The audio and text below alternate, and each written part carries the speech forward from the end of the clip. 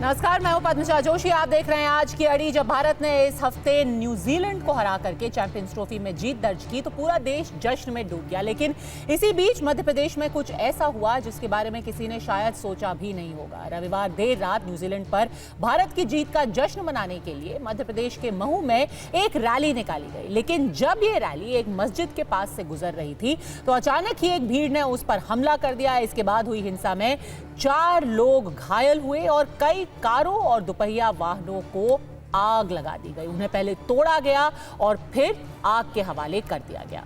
अब पुलिस ने CCTV camera से सारा फुटेज निकाल करके उपद्रवियों की पहचान की है। कुल 13 लोगों को अभी तक गिरफ्तार किया गया है और उनमें से कई पर एनएसए यानी कि राष्ट्रीय सुरक्षा अधिनियम के तहत मामला भी दर्ज किया जा सकता है।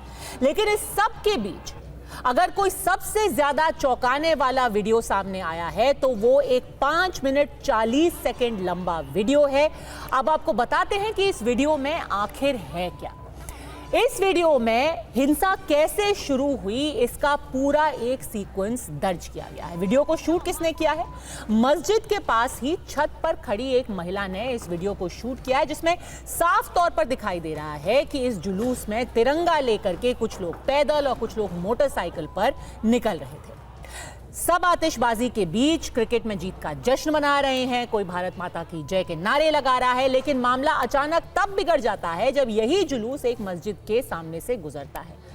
एक आदमी दिखाई देता है मस्जिद के दरवाजे पर खड़ा हुआ, वो अंदर से कुछ इशारा करता है और इसी सब के बीच एक भीड़ अंदर से निकल करके पैदल लोगों पर हमला कर देती है। दोनों पक्षों के बीच झड़प होती है और इस सब को जो अपने कैमरे में कैद कर रही थी महिला, उसकी आवाज भी लगातार सुनाई दे रही है और एक वक्त पर वो ये भी कहती है कि मारो इन लोगों को। अब आपको बताते हैं कि इस वीडियो में आखिर पता चलता क्या क्या है। साफ तौर पर दिखाई दे रहा है कि ये महिला खुद वीडियो बना रही है। वो कह रही है कि मारो इन लोगों को। गौर से अगर आप देखें तो तिरंगा पकड़े हुए लोग आपको दिखाई दे रहे हैं, आतिशबाजी हो रही है, भारत माता की जय के नारे लग रहे हैं। कुछ लोग ये भी दावा कर रहे हैं कि वहां पर कुछ भड़काऊ बयान दिए गए, कुछ भड़काऊ भाषण दिए गए। कुछ ने यह भी दावा किया कि किसी तरीके का हमला, उकसाने वाली कोई हरकत की गई। फिलहाल इस वीडियो में ऐसा कुछ भी दिखाई नहीं देता है।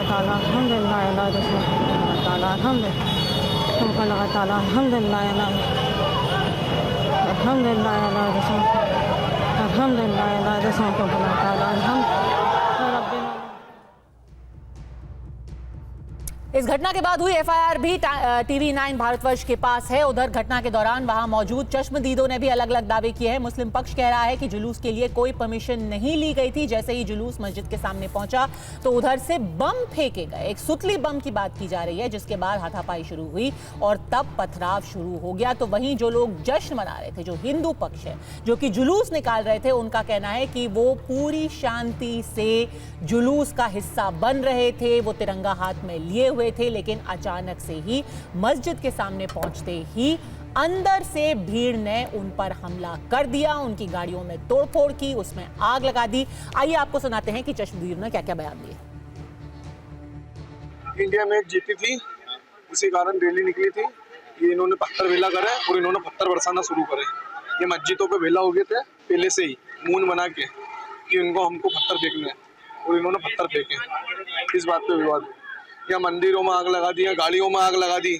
मतलब ये पुलिस प्रशासन यहीं पर ही खड़ी थी, कुछ भी किसी ने कर दिया। अरे जुलूस निकला था इंडिया जीत का, उसका घेर के पथराव किया उन्होंने। मंदिर को टारगेट बनाया, 3-4 गाड़ी में आग लगा दी, इधर भी गाड़ी में आग लगाई, कैमरा तोड़ दिया उन्होंने। अब क्या स्थिति है यहाँ पर और किस तरह की स्थिति है? भाई का माहौल है क्या? इसका माहौल पूरा किस तरह का? 500 लोग हमला करेंगे, आदमी क्या करेगा? आदमी पथराव की नौबत ऐसे आई कि पहले वो जिन लोगों ने बम वगैरह जो भी फेंका था, उस फेंकने की वजह से उसके साथ कुछ हाथापाई हुई। हाथापाई में मैं बाहर निकला और मैंने उस आदमी को निकाल कर बाहर निकाला और इतने में वो अमित जोशी आए, उन्होंने बातचीत शुरू की। मैंने उनसे कहा कि ठीक है, थाने पर बात करते हैं, कोई बात नहीं, आराम से बात करते हैं। तो उसके बाद उन्होंने यहाँ से वो गए और वहाँ से वो वहाँ पहुंचे होंगे और उसके बाद उधर से पथराव शुरू हुआ। पुलिस के सामने पथराव हुआ? हाँ, पुलिस के सामने शुरू हुआ। आप लोगों की तरफ से पथराव हुआ? वो तो फिर होना ही था। महू में जो हुआ उसकी जांच बेशक होनी चाहिए, लेकिन इससे बड़ा सवाल ये उठ रहा है कि ये आखिर किस तरीके की मानसिकता है। आखिर क्यों एक जुलूस पर हमला किया गया? क्या ये नफरत के माहौल का नतीजा है? और कौन बिगाड़ रहा है देश का माहौल? ये सवाल उठ रहे हैं उत्तर प्रदेश और बिहार की राजनीति में भी, जहां होली के बहाने भारतीय जनता पार्टी के भी कुछ ऐसे नेता हैं जो लगातार भड़काऊ बयान दे रहे हैं। कोई अब ये मांग कर रहा है कि मेडिकल कॉलेज में मुसलमानों की एंट्री रोकी जानी चाहिए और उनके लिए एक अलग वार्ड बन जाना चाहिए। तो यूपी सरकार के ही राज्य मंत्री ठाकुर रघुराज सिंह ने यह कह दिया कि जिसको भी रंगों से दिक्कत हो वो तिरपाल का हिजाब बनाकर पहन ले। अब ये तो मुसलमानों को तय करना है ना, क्योंकि भाई जब होली होती है तो उनको दिक्कत, रामनवमी होती है तो उनको दिक्कत, दुर्गा पूजा होती है तो उनको दिक्कत, तो हम लोग के साथ इलाज कराने में भी हो सकता है उनको कोई दिक्कत हो।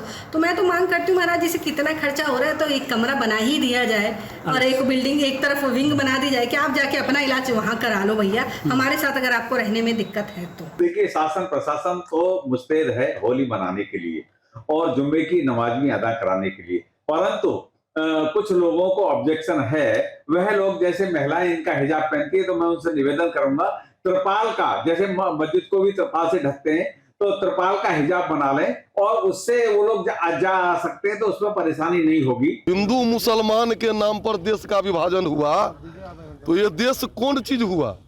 मुसलमान भाई को पाकिस्तान मिला तो ये तो हिंदू राष्ट्र है ही। बाबा उसमें ऊर्जा भरना चाह रहे हैं, बाबा उसमें ऊर्जा भरना चाह रहे हैं धीरेन्द्र शास्त्री जी। सनातन को जो जात पात में बटा हुआ था उसको एक कर भारत को मजबूत बनाना चाहते हैं बाबा धीरेन्द्र शास्त्री। तो बिहार बनेगा हिंदू राज्य? बिहार है ये हिंदू राज्य, इसके मुख्यमंत्री से लेकर के सारे मंत्री से लेकर के सबको देखिए ये हिंदू राज्य है ये। तो ऐसे में अड़ी में आज का सवाल है बिल्कुल सीधा, महू में पथराव, होली में तिरपाल, मजहब पर किसकी है भड़काने की ये चाल? और क्या भारत की जीत पर भी दंगा भड़काने की साजिश की गई थी? हमारे साथ चर्चा में जुड़ गए हैं चारू प्रज्ञा, प्रवक्ता भारतीय जनता पार्टी की, नेता कांग्रेस वरुण पुरोहित, प्रसन्न नवल किशोर, प्रवक्ता आरजेडी के, समीर चौगांकर, वरिष्ठ पत्रकार। लेकिन मेरा पहला सवाल है राजनीतिक विश्लेषक सैयद जवाद से। अब ऐसा भी होने लगेगा सर कि एक जुलूस निकल रहा है भारत की जीत की वजह से, और ये वीडियो तो चौंकाने वाले हैं कि कोई वीडियो बना करके छत से कह रहा है कि मारो इन लोगों को। क्यों? जी बहुत बहुत धन्यवाद आपको और आपके सभी दर्शकों को मेरा जय हिंद जय संविधान। देखिए क्या है, मध्य प्रदेश के अंदर भारतीय जनता पार्टी की सरकार, और ये तो जांच के बाद ही पता चलेगा कि किस तरफ से क्या हुआ। लेकिन जो वीडियो पहली उसमें देख में आ रहे हैं उसमें भी बहुत सी चीज़ें क्लियर नहीं हो पा रही कि एक जुलूस निकल रहा है। ठीक है, भारत की जीत की खुशी की जो है सभी को मुबारकबाद, और हम सब लोग भी एक्साइटेड थे कि इंडिया ने चैंपियंस ट्रॉफी जीती है, सारे जगह सब लोग खुश थे। अब मस्जिद के पास से एक माहौल हो गया है कि मस्जिद के पास से कुछ लोग निकलते हैं। मैं ये नहीं कह रहा कि सब जगह लोग ऐसे सर, आपने वो वीडियो देखा? एक बार वो वीडियो एक बार स्क्रीन पे लाइए। वो ट्रेंडिंग है, ट्रेंड है। नहीं, ट्रेंडिंग तो होगा जो होगा। आप इस वीडियो में देखिए, महिला खुद कह रही है, वीडियो बनाते हुए महिला कह रही है मारो इनको। मैंने इसीलिए कहा ये जिम्मेदारी शासन प्रशासन की बनती है, और इस जगह पर ये पहला तो जुलूस नहीं है जहां पर निकला है पूरे भारत में। वही वीडियो रखिए, बहुत अलग अलग जगह और भी जगह जुलूस निकले। क्या ऐसी घटनाएं सब जगह सामने आई? प्रशासन किसी की छत पर चढ़ करके थोड़ा ना देख लेगी कि कोई वहां पर पत्थर रखा हुआ है, कोई किसी को मस्जिद से निकल करके मारना शुरू कर देता है।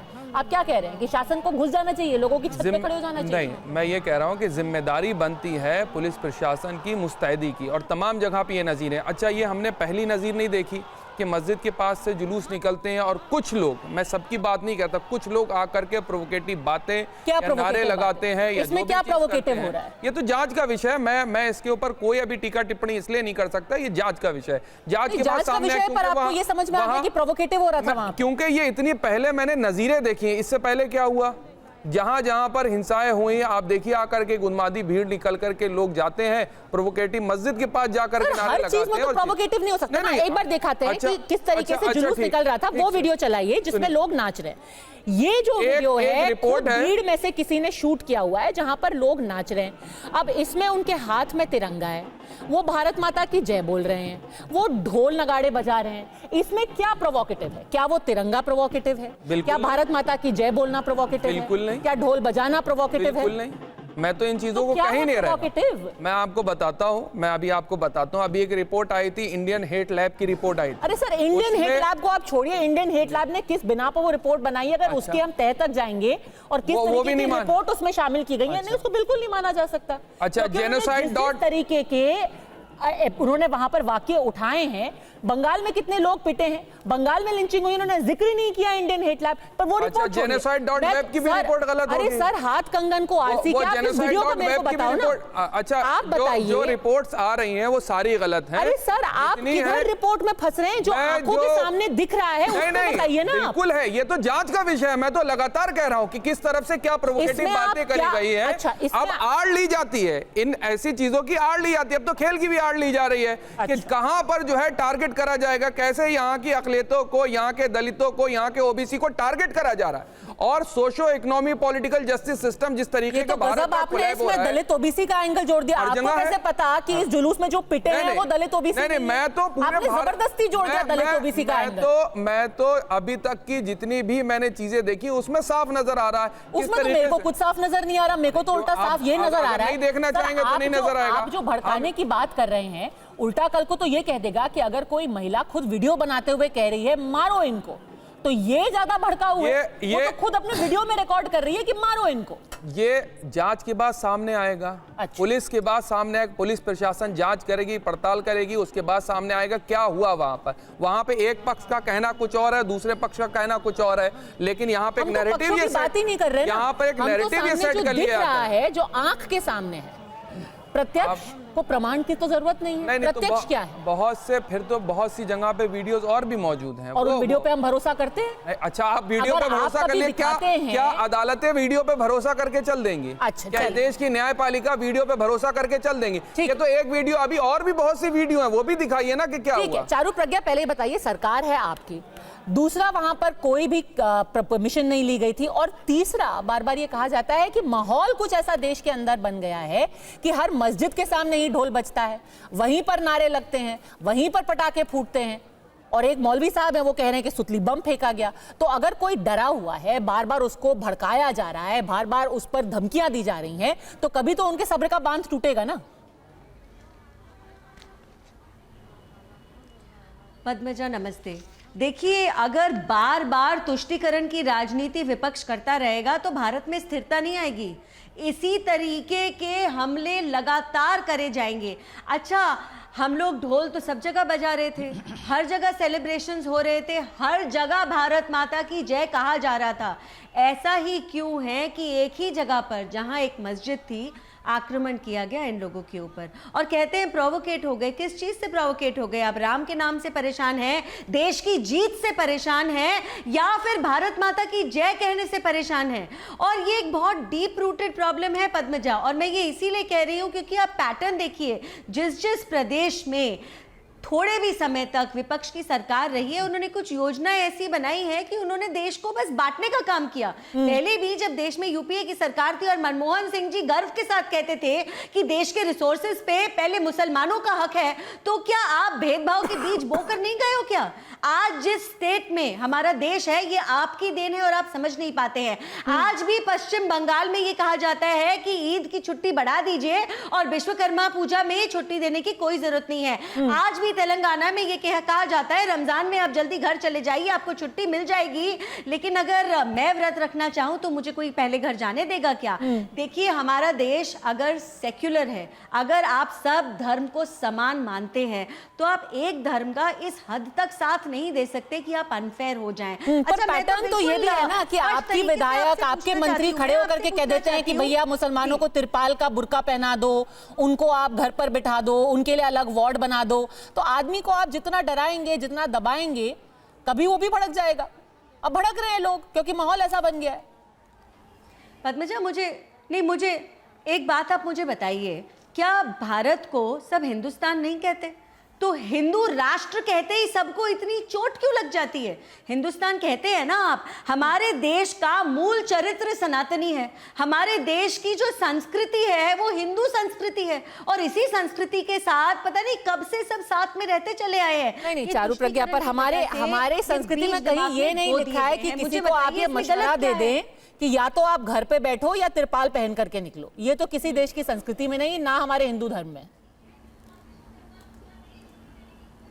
देखिए, अगर एक लाइटर वेन में कोई बात कह दी गई है, आप इस बात को भी समझिए पद्मजा कि हर सिंपल फेस्टिवल को मनाने के लिए भी एक हिंदू की क्या हाल होती है। आप रामनवमी की बात करिए, आपको मैं 2 साल के हर प्रदेश के एग्जाम्पल्स दे सकती हूँ किस तरीके से आक्रमण करे गए, बहुत सारे जिस तरीके से टोलियां निकली। रामनवमी, आप हनुमान जयंती की बात कर लीजिए, अरे कर्नाटक में तो गणपति बापा को अरेस्ट करवा दिया था कांग्रेस की सरकार ने, और उसके बाद आप कहते हैं भाई जुम्मा तो हर जुम्मे आता है, होली तो साल में एक बार आ रही है ना। तो आप क्यों ये डिसकंटेंट के सीड्स बो रहे हैं? योगी जी ने कभी भी कोई भी निर्णय, कोई भी पॉलिसी धर्म जाति देखकर नहीं बनाई, और आज उत्तर प्रदेश आगे बढ़ रहा है, बीमारू राज्यों से बाहर निकल चुका है। उस बात का प्रमाण है कि इस लीडर ने देश को और स्टेट को बहुत इक्वालिटी से जो आप क्या ये विपक्षी नेता इस तरीके की बातें बोल सकते हैं? मैं पूछती हूँ ना आपसे।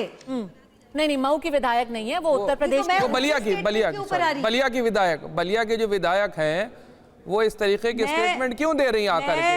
अब आप किस किस चीजों में विभाजित करेंगे और कितना कितना करेंगे ये भी बता दीजिए कि मेडिकल कॉलेज में और हॉस्पिटल्स में जो है मुसलमानों के लिए अलग वार्ड बनाया जाए। अगर हिंसा की प्लानिंग करी गई है, और ये एक बार नहीं हुआ है पद्मजा, हिंसा की प्लानिंग बार बार लगातार करी गई है। जो है एक सेकुलर मुल्क है, हिंदू राष्ट्र नहीं है, बोली नहीं, और इसका आपके बीच में मैं बोली नहीं, एक बार लिया गया था। अच्छा, और सेक्युलर मुल्क में, अच्छा ठीक है, नहीं मैं देती हूँ आपको जवाब। पद्मजा, इनको चुप कराइए। फौज है, विधायक है। सैयद जी, मेरे ऊपर मत बोलिए, रुक जाइए। मुझे लगता है आपको पता नहीं है कि कांग्रेस शासित राज्यों में चल क्या रहा है। आपको पूरा संविधान याद आ गया, आपको सेक्युलरिज्म याद आ गया।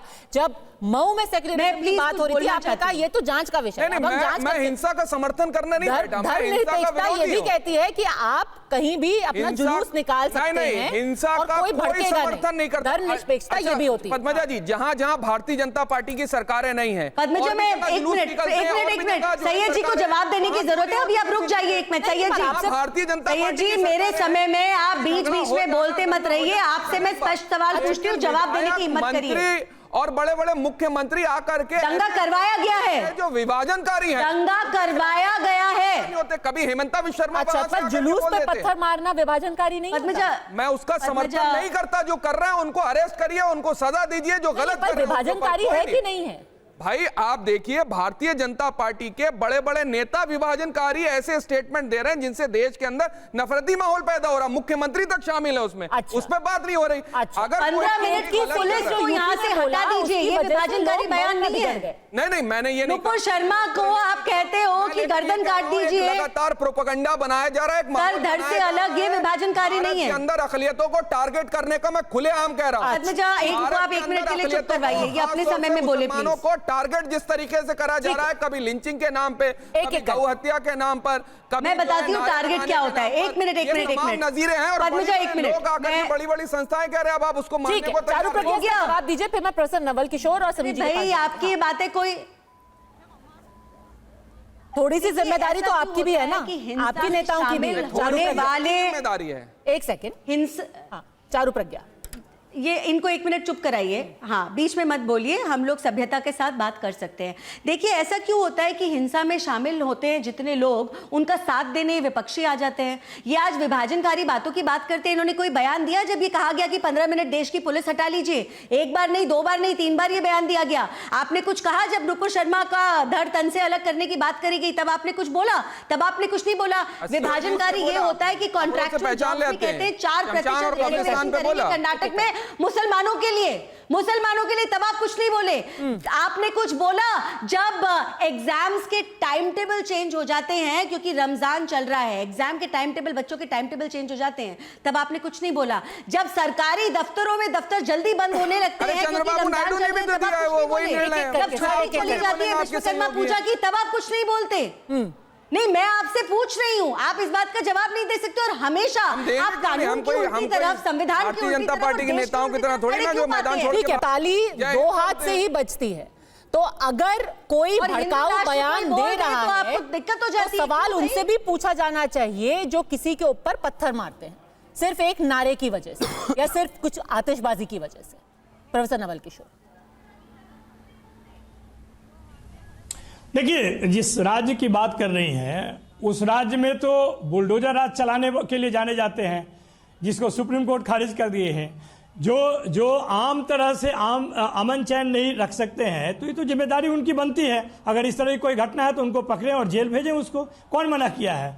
लेकिन वो मुख्यमंत्री जो वहाँ के सीओ के वक्तव्य का समर्थन करते हैं, जबकि कलेक्टर कहता है और जो उनका सर्विस कंडीशन है उसमें कहा जाता है कि इस तरह की बात उनको नहीं कहना चाहिए, मैंने सर्विस कंडीशन अलाउ नहीं करता है, तो आप समझ सकते हैं कि वो मानसिकता कहां से आती है। इसका मतलब है कलेक्टर और डीजीपी का कोई रोल ही नहीं है। जो योगी आदित्यनाथ के बाद से, मुख्यमंत्री के बाद अगर सही कह दे तो वही सही है। असल में संवैधानिक मूल्यों को स्थापित करना ये सबकी जिम्मेदारी है। आप दोनों हाथ की बात करें, बिल्कुल सही बात है। दोनों हाथ को उतना ही सजग रहना चाहिए।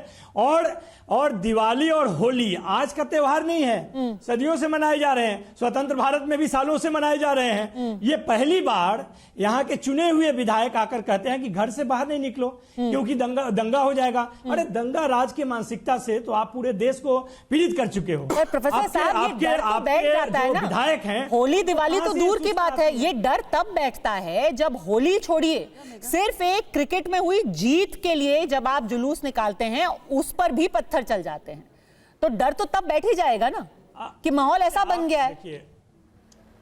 देखिए आप तो खुले तौर पे कहते हैं कि जो विपक्षी दलों को वोट देगा वो पाकिस्तान चला जाए, उससे क्या मैसेज भेजना चाहते हैं? आपके दल में एक भी मुसलमान जो है एमपी नहीं है, 20 करोड़ लोग, 15% आबादी को आप खारिज करके चलते हैं, तो आपसे तो ऐसे ही लोग डरे हुए हैं। आपसे तो ऐसे ही लोग डरे हुए हैं। एक आबादी जिसकी आबादी 20 करोड़ है उसके विषय में इस तरह की बात करते हैं। मुस्लिम होना आतंकवाद का संकेत है, आप इस तरह की बात करते हैं। ये भारतीय जनता पार्टी खुले तौर पे करती है, बड़ी बेशर्मी से करती है और उनके खिलाफ में नफरत की जहर खुलेआम फैलाती है। ये तो उनके, देखिए आपने कहा, बिल्कुल चारू बहन ने कहा कि संस्कृति, अरे संस्कृति कभी राजनीति थोड़े हो सकता है। एक संगठन जो अपने आप को कहता है कि वो सांस्कृतिक संगठन है, क्यों इतना राजनीतिक लाभ उठा रहा है? क्यों भारतीय जनता पार्टी को माना जाता है कि उसी का एक विंग है, एक विंग के तरह काम कर रहा है? इतना मनोबल जो संघ परिवार के लोग हैं, जो उस तरह के लोग हैं, उनका मनोबल इतना हाई कैसे हो गया है? तो अगर अगर माहौल में ऐसा जहर घुल गया है तो उसका नतीजा आप मऊ में देखेंगे। यही लॉजिक दिया जा रहा है कि आपने ऐसी यहाँ पर परिस्थिति बना दी है कि आदमी ऐसे ही रिएक्ट करेगा। बिल्कुल। और देखिए पद्मा जी, मैं तो आपको बता रहा हूँ कि ट्रेंड देखिए, बहराइच में एक जुलूस निकलता है, राम गोपाल मिश्रा के साथ क्या होता है, जयपुर में कन्हैया मास्टर के साथ क्या होता है, किस तरीके से होता है। तो ये जो ट्रेंड चल रहा है, इसी ट्रेंड की एक बढ़ती हुई स्थिति है कि पहले चलाया किसने? प्रोफेसर साहब तो कह रहे हैं ये भाजपा के नेता चला रहे हैं ट्रेंड। ये पिछले 10 साल में को आप 10 बार बोलेंगे तो वो रिएक्ट करेगा। भारतीय जनता पार्टी का इससे क्या लेना देना? अगर भारतीय क्रिकेट जुलूस निकलता है तो उसमें भारतीय जनता पार्टी का जुलूस था, देशभक्तों का जुलूस था, उस जुलूस के ऊपर कौन पथराव करता है? कन्हैया मास्टर की गर्दन कौन काटता है? राम गोपाल मिश्रा जब बहराइच में जुलूस में जाते हैं तो उससे खींचकर तलवार से कौन काटता है? क्या रामनवमी पे, क्या हनुमान जयंती पे, क्या देवी के जुलूस निकालने पर जिस तरीके से राम गोपाल मिश्रा चढ़ा वहां पर, उसने एक झंडा वहां से हटा दिया, इसलिए वो डर गए लोग और उसको गोली मार दी। ये तो बनाया गया ना। अगर वो वहां से निकल रहा था, अगर जुलूस निकल रहा था तो जुलूस में राम गोपाल मिश्रा को मारा गया और फिर उसके ऊपर लोगों को किस तरीके से वहां से पथराव किया गया। तो ये पूरा अगर आप ट्रेंड देखेंगे, फिर कहा जाता है कि भाई जहां मस्जिद है वहां पे आप जुलूस मत निकालो, आपको अलग रूट दे देंगे। ये कहा जाता है कि मस्जिद के सामने आप लाउड स्पीकर मत बजाना, ये कह दिया जाता है कि आप वहां ज्यादा देर मत रुकना, वहां रुक के आप भारत माता की जय मत बोलना, वहां जाओगे तो तिरंगा को थोड़ा नीचे कर लेना। मुझे लग रहा है कि इस तरीके से क्यों भारतीय क्रिकेट टीम मैच जीती है तो देश का जुलूस निकल रहा है रामनवमी का, तो ये देश के हिंदुओं के आस्था का सवाल है। हनुमान जयंती है, देवी विसर्जन है, या गणपति अगर बैठ रहे हैं तो ये इस तरीके से क्या हो रहा है? और बिहार में, और बिहार का अगर मैं जिक्र करूं, अभी आरजेडी के प्रवक्ता बैठे हुए, तो ये तो वही बिहार है ना कि जहां लालू प्रसाद यादव जिस तरीके से कुंभ को बोलते हैं कि फालतू की चीज है, ये वही बिहार है कि जहां तेजस्वी कहते हैं कि भाई आप मुस्लिम वोट बैंक को कहते ये हैं कि बिहार आप वो है वोट जहां पर देना, लाल कृष्ण आप आडवाणी को आपको बचाने के लिए गिरफ्तार कौन किया आता है? गया और इसलिए राम किया मंदिर गया दर्शन करने कि एक जाना ऐसा नहीं, रेत हिंदुओं पे एक ऐसा लगातार हमले रास्ते के करना, घूम रहे ये थे वोट बैंक की जहां राजनीति जो से बिहार के अंदर तेजस्वी दंगा करना भड़काया चाह जाता था। रहे हैं, उसी का ये एक वही नमूना बिहार जो है आरजेडी के जहां पर प्रवक्ता कोई यहाँ पर दंगा बोल रहे नहीं हैं। हुआ और लालू जी चुनाव के को समय देखते हुए जिस तरीके यही से बिहार है जहां पर बयान दे रहे विराज सिंह जैसे हैं, लोग ये बिहार बचौल जैसे लोग बाप इस का तरह से है भड़काऊ क्या? बयान भाषण कौन देते दे रहा है? ये तेजस्वी यादव बयान दे रहे हैं। और ये क्यों दे रहे हैं? क्योंकि चुनाव को देखते हुए तेजस्वी यादव इस बात को बयान दे रहे बिल्कुल सही हैं। बयान है। लगातार तो एक हर कोई वर्ग को अपने अपने पक्ष में माहौल बना रहा है। अगर केतकी सिंह अपने पक्ष में माहौल बना रही हैं तो वहां पर तेजस्वी यादव अपने पक्ष में बना रहे हैं, तो हर कोई अपने ही वोट बैंक को अपील कर रहा है ना। नहीं, भारतीय जनता पार्टी का वोट बैंक ऐसे क्या ले रहा है? तेजस्वी यादव तो स्पेसिफिकली बोल रहे हैं ना, भारतीय जनता पार्टी ने तो कभी नहीं कहा। भारतीय जनता पार्टी तो बिहार कब से हिंदू राज्य हो गया? सबका विकास की बात कर देश रही है। कब से हिंदू राज्य हो गया? तेजस्वी यादव वहाँ बाबा कौन होता है ये बात बोलने वाला? का काम कर रहे हैं। मुझे लग रहा संविधान है है कि नहीं? यह बताता है कि आपका चुनाव को कैसे देख बोल के दिया कि तेजस्वी यादव ये राज्य बिहार हिंदू के अंदर राज्य किस है? तरह की राजनीति करने जा रहे हैं। नहीं, पर समीर जी अगर निंदा करनी है तो दोनों की ही करनी पड़ेगी। 5 अगर लाख तेजस्वी नौकरी, यादव से सवाल पूछे जा रहे 5 लाख हैं तो नौकरी उतने दिया ही उन्होंने। सवाल रघुराज तो सिंह आप से रोक भी कर पूछे रखे जाने थे। बिल्कुल पूछे जाना तो आप चाहिए ना। अपनी डिफेंड कर नहीं, सकते हैं ना। बिल्कुल। कि आप किसी वर्ग विशेष को कहिए कि आप तिरपाल पहन लीजिए होली के दिन। गलत है, उनका बयान गलत है, इसमें कोई दो राय। इनको इस तरह के बयान नहीं देना चाहिए थे। लेकिन जिस तरीके से अब बिहार के अंदर आप और केतकी सिंह भी ये नहीं कह सकती हैं कि भाई मुसलमानों के लिए अलग वार्ड्स बनेंगे। नहीं, ये भी नहीं कह सकते, इसमें भी कोई दिक्कत नहीं है। तो फिर माहौल वो भी खराब कर रहे हैं ना। लेकिन नहीं, कार्रवाई क्या होगी लेकिन अब बिहार में किस तरीके से लगातार तेजस्वी यादव, लालू माहौल प्रसाद तो वही यादव खराब कर रहे बयान हैं। देखिए, पप्पू यादव का आप बयान देखिए, बाबा बागेश्वर की अगर वहां सभा होती है तो किस तरीके से आरजेडी के नेता बयान देते हैं बाबा बागेश्वर को लेके। पिछली बार जब सभा हुई थी तो कहा गया था कि बिहार में प्लेयर रखेंगे, कौन होता है? तैयार रहना। संविधान से ऊपर है इस क्या? बीच के दायरे में नहीं आता जो केतकी सिंह कह रही है, जो मंत्री जी कह रहे हैं, इनके ऊपर क्या आप कार्रवाई होगी? धार्मिक बात सुनील जी, कीजिए ना। अभी आपने कहा बयान आप ठीक नहीं, आप धर्म के सहमत विषय हैं। में प्रचार ये हेट प्रसार स्पीच कीजिए। के दायरे में आता आप है या नहीं बाबा है कि आता? क्या अगर ये है, आप हेट स्पीच के समझिए। दायरे में आप आता है देश तो के- इनके ऊपर आप कार्रवाई क्या होना चाहिए, संविधान नहीं से होना ऊपर चाहिए? हैं? इनके खिलाफ FIR होना अच्छा, चाहिए, नहीं होना उनके ऊपर चाहिए? सारा हो। जो भी कर रहा है, लेकिन बाकी जो आप दूसरे लोग बताइए, बोल रहे हैं, उसमें कार्रवाई नहीं हो। जिम्मेदारी आप सामने वाले पक्ष में सारी कार्रवाई हो। अच्छा, आपने अभी लालू यादव, बहराइच हिंसा का तेजस्वी जिक्र यादव जो करा। बोलेंगे उस पर मतलब कार्रवाई नहीं होगी। नहीं, ये आपने बात बहुत अच्छी कही है। एक सेकंड जिक्र करा। सैयद जवाद जनता पार्टी के विधायक ने भारतीय सैयद जवाद। जनता पार्टी के नेताओं के सैयद खिलाफ जवाद, एक रिपोर्ट सेकंड। दर्ज करवाई। एक सेकंड। ये लोग शामिल थे, उनके वरुण खिलाफ पुरोहित बात जी, नहीं करी गई। आधी वरुण बात- पुरोहित जी बात बिल्कुल सही कही है कि जो केतकी सिंह ने बोला है, जो रघुराज सिंह ने बोला है वो गलत है। और अगर ये हेट स्पीच है, इनके ऊपर कार्रवाई भी होनी चाहिए। बाकायदा आप जाकर के केस कीजिए, आप पुलिस में रिपोर्ट फाइल कीजिए उनके खिलाफ, सैयद जवाद। लेकिन जो लोग कह रहे हैं कि ये बातें गलत हैं, वो मऊ पे चुप क्यों हो जाते हैं, जहां पर मऊ में कैमरा पर दिखाई दे रहा है कि लोगों को इशारा करके पिटाई करने के लिए उकसाया जा रहा है। ये भी तो कोई मानसिकता है ना, ये भी तो कोई एक्शन है। पद्मजा, ये वहां के मुख्यमंत्री को रिजाइन कर देना चाहिए। दो बातें करी, सब इधर उधर। अगर वो नहीं संभाल सकते हैं तो रिजाइन कर अरे देना प्रोफेसर चाहिए। साहब, अब मुख्यमंत्री रिजाइन करेंगे, पत्थर कोई पता ही नहीं, मारेगा इसका तो मतलब भी नहीं मुख्यमंत्री है रिजाइन उनको। करेगा। अब मुख्यमंत्री अब एक्शन उनको लेंगे ना, मतलब ही नहीं है। और जब इन सबको गिरफ्तार किया उनको जाएगा तो मतलब फिर ही कोई नहीं है। राजनीतिक दल वहां भी उनको खड़ा हो मालूम ही जाएगा नहीं है। कि लोगों का दमन अरे किया उनको जा रहा है। मालूम नहीं है कि तब अधिकारी का सबसे ज्यादा कर्तव्य कवर क्या फायर है। वहीं पे मिलेगी जब मुख्यमंत्री उनको एक्शन मालूम नहीं लेगा। है कि अधिकारी का कर्तव्य क्या है, वो किस तरह से कंट्रोल करेंगे।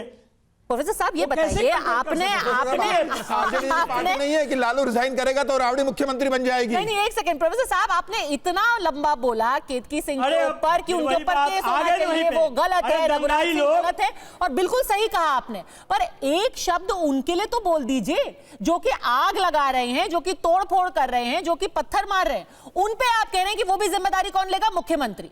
मतलब जो पत्थर मारे वो जिम्मेदारी उसकी नहीं, जो बयान दे पूरी बिल्कुल, जिम्मेदारी क्योंकि उन्होंने पूरे राज्य को कम्युनल बना दिया है। अच्छा। क्योंकि कम्युनल पॉलिटिक्स ही उनका आधार है, समाज को कम्युनलाइज कर लालू दिया है। प्रसाद जी के घर से आर्थिक मुख्यमंत्री गोलबंदी रहते कर कैसे दिया है। अपहरण के सौदे होते नफरत थे, बढ़ता आप ही के है। पार्टी के नेता ने बताया वही है। अरे नवल किशोर जी, जिम्मेदार कौन है? लालू प्रसाद जब मुख्यमंत्री थे तो घर में कैसे अपहरण के सौदे होते थे, बोलेगा तो फिर दूसरे लोगों से कैसे वसूली होती थी? ये तो लालू साहब के साले ने बता दिया, घर के व्यक्ति ने बताया है कि लालू जी कैसे अपहरण उद्योग चलाते थे मुख्यमंत्री पता है ना। अरे चंदा चोर कौन है, 15 साल के जंगल राज तो घर के लोग बता रहे हैं। कौन है, नौकरी चोर कौन है, बताओ ना कौन है। आज ही बेल मिली है, आज ही आपके तेज प्रताप को बेल मिली है, आज सुबह ही, आप गिनाओ ना, आज ही बेल पे रिहा हुए हैं आज सुबह। अरे पूरा परिवार बेल पे है दंगा का आपका। माहौल क्रिएट करके आपके लालू और आप प्रसाद का चाहते हो पूरा कि परिवार सत्ता में बेल बने पे है। रहें। अच्छा आप ठीक मुद्दों है, पे बात गलती ही नहीं यहाँ पे करते भी हो। माहौल आप की बताइए है, कौन सा मुद्दा पे व्यक्ति बात की, करते हैं आप? इंसान की कोई गलती नहीं है, जो हिंसा करता है उसकी गलती नहीं है, उसमें भी माहौल की ही गलती है। वरुण पुरोहित, क्या माहौल की ही गलती है या वहां पर भी थोड़े से दो शब्द उसके बारे में बोले जाएंगे? तस्वीर आप देखिए यहाँ पर कि लोग खुल्लम खुल्ला सड़कों पर निकल करके आग लगा रहे हैं, मोटरसाइकिल तोड़ रहे हैं, और उल्टा लोग कुछ वहां पर कह रहे हैं कि भाई अरे ये गलती उनकी सरकार नहीं है को कि वो क्यों नहीं दिख मोटरसाइकिल रहा है? तोड़ रहे हैं, गलती उनकी है जो ये माहौल खराब सरकार है। को क्यों नहीं दिख रहा है? अरे सरकार को वहाँ दिख रहा है, की इसीलिए नहीं 13 दिख लोग रही को है। पकड़ा है ना, और को पकड़ना चाहिए, पूरी कहाँ भीड़ दिख में रही है? सबको कौन पकड़ना सा चाहिए। कार्रवाई किया? अरे 13 लोग पकड़े गए हैं आप सर, और बताइए एनएसए तो कौन सा लगेगा उनके कार्रवाई किया? ऊपर। वरुण पुरोहित, बताइए पद्मजा जी मैं बोल सकता हूँ? तो फिर बोलिए, इसमें बोलिए। दिक्कत क्या है? अरे पुरोहित मैं साहब, कह आप रहा हूँ। वरुण पुरोहित को बोलने दीजिए। इसके यार बोलने दो ना, दूसरे को बीच में बोले जा रहे हो बार बार। इसके आड़ में हेट स्पीच। पद्मजा जी चुप करो ना, इनको क्या बीच बीच में बोले जा रहे हैं? इसके आड़ में देखिए, बचौली आरजेडी सही है, कांग्रेस को बोलने नहीं इसके देगी, आड़ में उनको थोड़ा सा गिरिराज जी वक्त सही दीजिए, है, प्रोफेसर साहब। इसके आड़ में बाबा बोलिए। बागेश्वर सही है, वरुण पुरोहित, इसके आड़ में मोहन भागवत सही है। वरुण पुरोहित, पद्मजा जी ऐसा है, आपने दो प्रश्न उठाए, उस पर चर्चा नहीं हो रही है, फालतू की बातों पे हो रही है। आपने कहा कि मऊ की जो घटना हुई वो क्यों हुई और माहौल कौन बिगाड़ रहा है। मऊ की घटना हुई, एडमिनिस्ट्रेटिव फेलियर है, इंटेलिजेंस फेलियर है, स्थानीय सरकार, स्थानीय प्रशासन का फेलियर है, उस पर चर्चा होनी चाहिए। क्योंकि जब भारत उनका का मैच फेलियर हो रहा नहीं था, है जो कि सबको पता कैमरे है, पे आकर लोग के जश्न कह रहे हैं मनाएंगे कि अगर इनको भारत पीटो। जीतता है तो। उनका फेलियर नहीं है, उनकी कोई गलती नहीं है। वो तो नेक्स्ट स्टेप है ना, वो तो investigation, that is under investigation, वो पुलिस अपने आप गिरफ्तार करेगी। लेकिन अगर वो वीडियो बना रहे हैं, आप बता रहे हो वीडियो बन रहा है, पत्थर फेंक रहे हैं, तो ये तो इंटेलिजेंस और प्रशासन की गलती हुई ना। आपने बनना केस दिया, नहीं, करने पर कैसे आपको दिया क्या ऐसे? लगता है वो आपका महिला जो कि प्रशासन खुद लूज है, रिकॉर्ड करके इसमें कह किसी रही की भी है कि सरकार हो। मारो इन सबको, वो क्या दर्शाता है? हाँ तो उसको नहीं, तो उसमें वो ये दर्शाता है कि पुलिस का एडमिनिस्ट्रेशन फेल है, लोकल एडमिनिस्ट्रेशन फेल है। जब एक आराम से छूट करके वीडियो बना रही है महिला, तो पुलिस क्या कर रही है, प्रशासन क्या कर रहा पर है? ये उनकी मानसिकता के एडमिनिस्ट्रेटिव बारे में फेलियर क्या पर चर्चा कहते हैं? होनी चाहिए। जो माहौल आप किसी बता रहे हो, जुलूस माहौल पर खराब, पत्थरबाजी हो रही है और कोई महिला रिकॉर्ड करके तो कह उस पे रही भी है बात कि इनको करो और ना। मारो। अब जो आप मानसिकता की बात कर रहे हो पद्मजा जी, उस पर आ रहा हूं। देश का माहौल कौन खराब कर रहा है? पिछले 10 सालों में मोदी काल में ये माहौल सबसे ज्यादा खराब किया गया। 11 साल के मोदी काल का शासन होने वाला है और ये पूरे देश में फैल गया। इसका मतलब ये फेलियर है। ये कहते हैं पहले ऐसे होता था, तो भाई 11 साल में अब क्यों हो रहा है? और अटल जी की सरकार को फेलियर बताते हैं। इससे ज्यादा फेलियर प्रशासन क्या होगा देश के बोलने अंदर? की हिम्मत नहीं करता था। अब तक प्रधानमंत्री कहते थे कि देश के रिसोर्सेज पे मुस्लिम्स का राज है, उनका राइट। अब आप बोलने नहीं दोगे, हिम्मत नहीं थी। आप एक्सपोज हो जाते हो तो बोलने नहीं देते हो। आप एक्सपोज हो रहे हो, मोदी काल एक्सपोज हो गया आपका 11 साल का। मोदी जी की सरकार फेल हो गई देश के अंदर। कैसे हो रही है एक्टिविटी पूरे देश में? आपकी सरकार बहस में नहीं करती। इसका मतलब आपका आपने ये सुना ना, इस तरीके की बातें कही जाती थी और सब बैठ के सुन लेते थे, सब बैठ के सुन लेते थे। भाई बजट बनाए जाते थे जो केवल माइनॉरिटी फोकस्ड होते थे। अटल जी की सरकार तब आपकी आवाज नहीं निकलती थी क्योंकि आपको आदत पड़ गई थी। सरकार फेल थी क्या? आपको यही तुष्टीकरण की राजनीति सरकार फेल थी क्या? अटल जी की सरकार फेल थी क्या? ये सरकार हमारी सरकार फेल थी क्या? सक्सेसफुल 11 साल में मोदी हुआ है देश में ऐसा 3 बार चुनकर एक प्रधानमंत्री आया हो गया। पर आपसे पूछ रहे हैं कि अब तो सरकार आपकी है ना, अब तो तुष्टीकरण हो नहीं रहा। आपकी सरकार, अब तुष्टीकरण की बजाय आप टाइट क्यों नहीं करके रखते? इंटेलिजेंस, लोकल इंटेलिजेंस का फेलियर है। अब आपको लॉ एंड ऑर्डर टाइट करना चाहिए था। आप पद्मजा एक तो इनको चुप कराइए ना, ऐसे कि देश को बेचना, डिबेट मुझे अच्छे नहीं लगता। इनको अगर इनके पास कोई तथ्य नहीं है देने के लिए, नाकामी है। आपने शुरू किया, मैं थोड़ी बोल रहा था। नाकामी है आपकी, कह रहे हैं आपने बोलना शुरू किया दूसरे के बीच में। मैं कब बोला आपके बीच में? मैं तो बोलता नहीं हूँ आपके बीच। ठीक है, वरुण पुरोहित अपनी बात पूरी कीजिए, फिर चारू प्रज्ञा जवाब दें। मैं थोड़ी बोल रहा था आपके बीच। आप तो बंद ही नहीं करते। हाँ, देखो कितने प्रिंसिपल वाले बन जाते हैं, दूसरे के बीच में बोलते हैं, फिर कहते हैं हम तो ऐसे नहीं बोलते। इंटरव्यू करते हैं। तो नहीं बोला पूरी डिबेट में किसी के बीच। बताइए वरुण जी। नहीं, आप मैं तो कह रहा हूं पद्मजा जी, 1-on-1 डिबेट करिए ना। आप तो डिबेट पर आते ही नहीं, आप तो इंटरव्यू देने आए हैं। अरे मैं तो सभ्यता रखता हूँ, मेरे में सभ्यता है। आपकी जैसे नहीं करता बीच में टिक्का टिप्पणी। मैंने नहीं करी है आपके ऊपर बिल्कुल भी। पूंजीवादी व्यवस्था के जो प्रचारक हैं, पूंजीवाद को देश में जड़ों तक जमाना चाहते हैं, इसलिए ध्यान भटका रहे हैं। एडमिनिस्ट्रेटिव फेलियर है इनका, मानते क्यों नहीं है? वहां पे लोकल एडमिनिस्ट्रेशन का फेलियर है, उन पे कार्रवाई करो प्रशासनिक अधिकारियों पे। और जो जहर की बात आप कर रहे हो, क्यों माहौल में हुआ? लगता है कि जिसमें पूंजी हो वो चाइना में रहता हो, देश में कोई पूंजीवादी ना हो। मैंने क्या कहा था पद्मजा जी? नहीं, आपके नेता की आपकी यही सोच है। सभ्यता सिखा रही थी सबको। ठीक है, एक सेकंड, बार बार माहौल बिगाड़ने की बात हो रही है। सभ्यता सिखा रही थी। केतकी सिंह इस वक्त हमारे साथ लाइव जुड़ गई हैं। केतकी जी, आपको लेकर के आज ये बोला जा रहा है कि देश को यहां तक आप ले आए हैं कि अब खुल्लम खुल्ला आप लोगों के खिलाफ बोल रही हैं, एक समुदाय विशेष के खिलाफ बोल रही हैं, पूरे देश का माहौल खराब कर रही हैं। यहां तक आपने कह दिया कि अलग हॉस्पिटल के वार्ड बन जाने चाहिए। क्यों? मुसलमान और हिंदू एक ही वार्ड में क्यों नहीं अपना इलाज करा सकते? पूरे देश का माहौल, पूरे देश का, मैं 1947 में, मैडम मैं 1947 में, मेरी पैदाइश नहीं है, मेरी पैदाइश 1984 की है और इस देश का बंटवारा 1947 में हुआ था। मैं क्या पूछना चाहती हूँ कि क्या उस समय भी हम जैसे लोग थे जिन्होंने इस देश का बंटवारा कराया था? क्या उस समय भी हमारी मानसिकता की वजह से इस देश का बंटवारा हुआ? क्या उस समय भी हमारी वजह से लाखों हिंदुओं को मारा गया? क्या हमारी ही सोच उस समय भी थी? हम सत्य बोलते हैं, हम सच बोलते हैं, हम हम बोलने में निर्भीक हैं, तो क्या हम गलत बोल रहे हैं? हम हर मैं पूछना चाहती हूँ आपसे, क्यों ऐसा होता है कि हर हिंदू त्योहार, चाहे होली हो, रामनवमी हो, काली पूजा हो, लक्ष्मी पूजा हो, दुर्गा पूजा हो, बंगाल से लेकर जम्मू कश्मीर से लेकर उत्तर प्रदेश से लेकर और यहाँ तक कि मध्य प्रदेश तक, हर जगह पर आखिर ऐसा क्यों होता है कि हिंदू त्योहारों में सुरक्षा और रक्षा की बात आने लगती है? क्यों नहीं, अगर साल में 52 जुम्मे की जब नमाज अदा होती है, क्यों नहीं इस रक्षा सुरक्षा का प्रश्न उठता है? क्यों जब होली और दिवाली की बात आती है, जब हमारी राम रथ यात्रा निकलती है, तभी क्यों ये रक्षा की बात? किससे रक्षा हो रही है? कौन रक्षा कर रहा है? कौन विष बोल रहा है? क्योंकि जहां पे आपकी सरकार है, आप बेशक सुरक्षा दीजिए। जो उनके ऊपर आग जनी हुई वो किसने की? जहां पर आपकी सरकार है आप सुरक्षा दीजिए, लेकिन इसका ये तो मतलब नहीं है ना कि आप कहेंगे कि मुसलमान अब अस्पताल में भी एक साथ अपना इलाज नहीं करवा सकते। नहीं, देखिए इस ये तो सिर्फ लोगों को भड़का रहा है। ये बात कही कि अस्पताल में अगर आपको क्यों हमारे साथ आपको त्योहार मनाने में दिक्कत, हम अगर ये कहें कि हमारे सामने गाय को हम मां मानते हैं, उसको कुछ मत करो, तो हमारे सामने आप गाय काटोगे, उसको फेसबुक पे लाइव खाते हुए आओगे, उसके बाद आप हमारे पहनावे से लेकर हमारे मंदिरों को तोड़ोगे। हमारे ज्ञानव्यापी पे आज, हमारे काशी विश्वनाथ पे आज भी वो ज्ञानव्यापी मस्जिद हमारे सीने पर खड़ी है। क्या हिंदुओं का कोई भावना नहीं होता? अरे पर कभी आहत नहीं होता?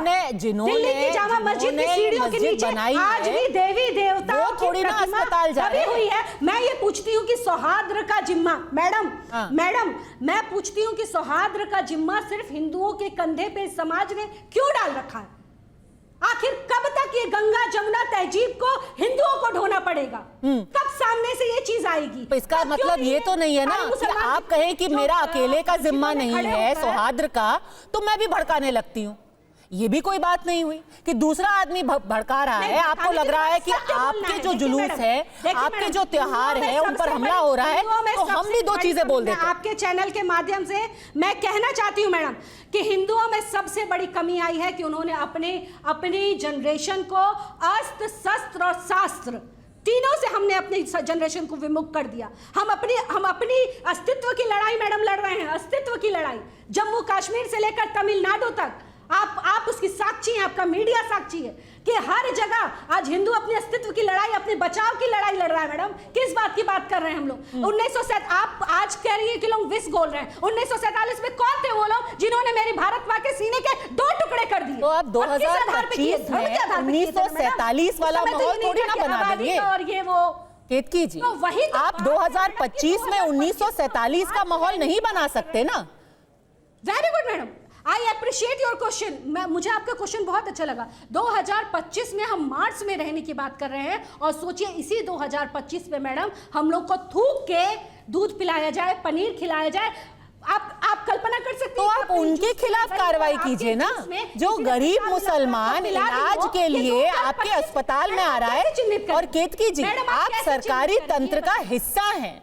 अगर एक विधायक होके आप ऐसे बयान देंगी तो एक गरीब मुसलमान जो आपके कंस्टिट्यूएंसी में रहेगा वो क्या सोचेगा? देखिए कि वो दोयम दर्जे का है, कि उसको हक नहीं है अस्पताल वो जाए। मैं विधायक होने के नाते मैं बाद में बयान दूंगी। मैं as a citizen of India पहले बयान देना चाहती हूँ। संविधान ने मुझे भी अधिकार दिया है कि मैं अपनी बात कहूँ। मैंने स्पष्ट कहा कि अगर आपको मेरे साथ, इस बात की क्या गारंटी है मैडम कि हम लोग के कहीं पे साथ में हो, मेरे माथे का सिंदूर अगर किसी के कुर्ते में लग जाए और उसके बाद बवाल ना मचे, इसकी क्या गारंटी? तब तो ये होने लगेगा, होली आया है, होली में किसी पे छींटे पड़ जाए, तब तो ये होने लगेगा कि यूपी सरकार में तो ये सब होता है। यूपी सरकार के तो विधायक, मंत्री, अधिकारी सब यही सारा पूरा सिस्टम जो है वो बेचारे इन लोगों के पीछे पड़ा हुआ है, पता नहीं क्यों। केतकी जी, मैं तो होली की बात भी नहीं कर रही। होली में आपकी सरकार है, आप कुछ दिशा निर्देश जारी कर दीजिए कि आप ये कीजिए, वो कीजिए, और लोगों को उसका पालन करना पड़ेगा। मैं तो सीधा सीधा आपसे पूछ रही हूँ कि आपने अस्पताल को लेकर के जो बयान दिया है, उससे हिंदुओं का अस्तित्व कैसे सुरक्षित होता है? नहीं तो आपने शस्त्र शास्त्र की बात की, अस्पताल में मुसलमानों को दूर रखने की बात हमारे किस शास्त्र में कही है? नहीं, ये राजनीति है। तो मेरे महाराज जी ने तो, इस प्रदेश के मुख्यमंत्री जी ने तो इतना बड़ा काम किया है जो बलिया वालों ने कभी सोचा भी नहीं होगा सपने में कि बलिया को भी मेडिकल कॉलेज मिल सकता है। वो मेरे महाराज जी ने, मेरे मुख्यमंत्री जी ने दिया है, और इसलिए दिया है कि सबका इलाज हो सके। परंतु मेरा प्रश्न ये है कि अगर आपको दिक्कत है, तो जो मैंने बयान दिया उसमें आप स्पष्ट सुन सकती हैं, मैंने अगर जोड़ा है कि अगर आपको दिक्कत है हमारे साथ इलाज कराने में, तो हम उसकी भी व्यवस्था, क्यों, मैं विधायक हूं, अगर उनको दिक्कत है तो मैं उनकी व्यवस्था कराऊंगी। इसमें मैंने क्या गलत कहा है? तो कल को फिर आप कोई शिकायत नहीं कर सकती अगर दूसरी तरफ से ना, अगर आपको, आप कह रहे हैं, एक मिनट मैडम, इसको मैं और अच्छे से एक एग्जांपल के साथ आपको क्लियर करती हूँ। अभी आपने कहा कि भाई होली का दिन और जुम्मे का दिन एक साथ पड़ रहा है, नमाज का दिन, तो वहां पे एक चीज ले आई गई ना कि भाई कोई बीच का रास्ता निकालो कि भाई ऐसे नहीं तो वैसे। वही मैंने कहा कि अगर आपको मेरी हर चीज से दिक्कत है तो भाई मेरे साथ इलाज कराने में भी तो दिक्कत होगी ना, और अगर आपको होगी तो आप मुझे बताइए, मैं उस विषय पे भी आपके साथ खड़ी हूँ, आपके लिए काम करने को तैयार हूँ। मैंने कौन सा गलत काम कहा? तो फिर अलग वार्ड ही क्यों? कल को आप कहिए कि कोई डॉक्टर मुसलमान है, किसी और मुसलमान मुसलमानों का इलाज करे, नर्स मुसलमानों के वार्ड में रहे, अलग लगेगा। तो ये तो कहीं इसका कोई अंत ही नहीं। मैंने ये तो बात कही ही नहीं, मैंने ये तो बात कही नहीं। देखिए मैडम, मैं उस मुसलमान के विरोध में हूँ, मैंने उन मुसलमानों के लिए ये बात कही जो एपीजे अब्दुल कलाम को नहीं मानते, जो हवलदार अब्दुल अंसारी को नहीं मानते, जो मोहम्मद समी, अभी आपने देखा मोहम्मद समी ने कितना बड़ा त्याग किया, वो भी एक मुसलमान है। मेरा सैल्यूट करने का मन करता है उस क्रिकेटर को, कितना बड़ा उन्होंने त्याग किया कि अपने रोजे के व्रत छोड़कर और इस देश के लिए ट्रॉफी लेकर आए। परंतु जरा आप उनका फेसबुक खोलकर देखिए, उनके परिवार को भी नहीं छोड़ा गया, उनके परिवार तक को खींच के ले आया गया। आखिर वो कौन लोग हैं? मैं उस मानसिकता के खिलाफ लड़ रही हूँ मैडम, और अंत तक मैं लड़ूंगी। ये मानसिकता नहीं चलेगी। हम लोग यहाँ पे किसी का थूक, किसी का मलमूत्र ये अपने अंदर लेने के लिए नहीं तैयार बैठे मैडम, इसका विरोध होना चाहिए। तो कल को अगर दूसरी तरफ से असदुद्दीन ओवैसी कहते हैं कि 15 मिनट के लिए पुलिस को पीछे खींच लो, तो लोग फिर आपका ही एग्जाम्पल देंगे ना कि देखिए केतकी सिंह भड़का रही थी, तो असदुद्दीन ओवैसी, अकबरुद्दीन ओवैसी क्या ही गलत है?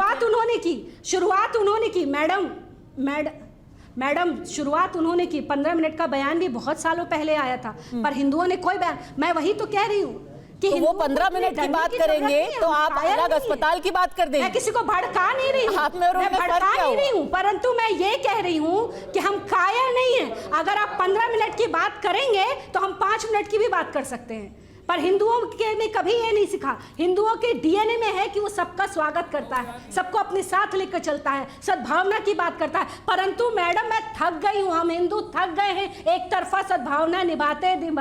हमको ब्रेक चाहिए। सामने से भी तो कुछ आए, क्यों नहीं इन लोग खड़े होकर, जैसे मस्जिदों से ये ऐलान हो सकता है कि अपनी बहन बेटियों को छोड़ के काफिर यहाँ से चले जाएं, तो क्यों नहीं उन मस्जिदों से ये ऐलान हो जा रहा है कि हिंदू त्योहार में सारे मुसलमान मंत्री बनाया जाएगा बाप को। ठीक है, देखिए केतकी जी, अगर आपको लगता है कि 15 और 5 मिनट की राजनीति इस देश में चलेगी, तो किस दिशा में ये राजनीति जाएगी, ये फैसला मैं दर्शकों पर छोड़ती हूँ।